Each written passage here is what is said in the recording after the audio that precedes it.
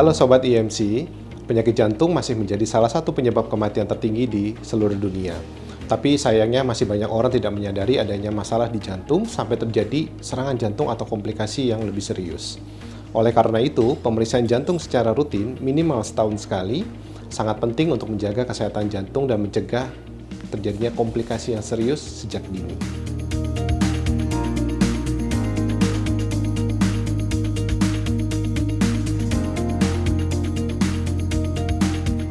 Baik Sobat IMC, jadi pemeriksaan jantung secara rutin meliputi pemeriksaan fisik oleh dokter jantung. Dokter akan mengevaluasi apakah ada faktor risiko, apakah ada gangguan atau kelainan pada jantung.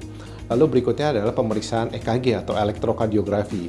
Pemeriksaan EKG ini akan melihat apakah ada gangguan pada irama kelistrikan dari jantung, lalu bisa mendeteksi secara dini jika memang ada gangguan-gangguan spesifik pada pembuluh darah jantung.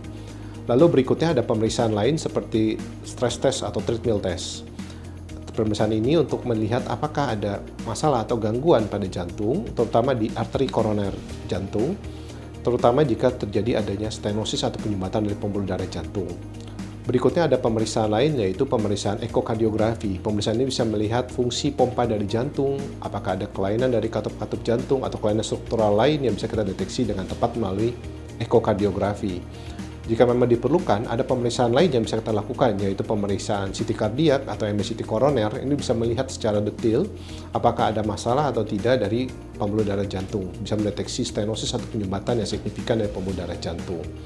Lalu berikutnya dokter juga bisa menyarankan beberapa pemeriksaan tambahan sesuai indikasi seperti coronary angiografi atau kateterisasi jantung. Ini merupakan suatu gold standard atau pemeriksaan yang sangat-sangat baik dan akurat untuk menilai apakah terjadi penyumbatan atau stenosis yang signifikan pada pembuluh darah jantung, yang mungkin bisa dilanjutkan oleh tata laksana atau terapi yang definitif seperti revaskularisasi, yaitu pemasangan ring jantung atau intervensi koroner perkutan.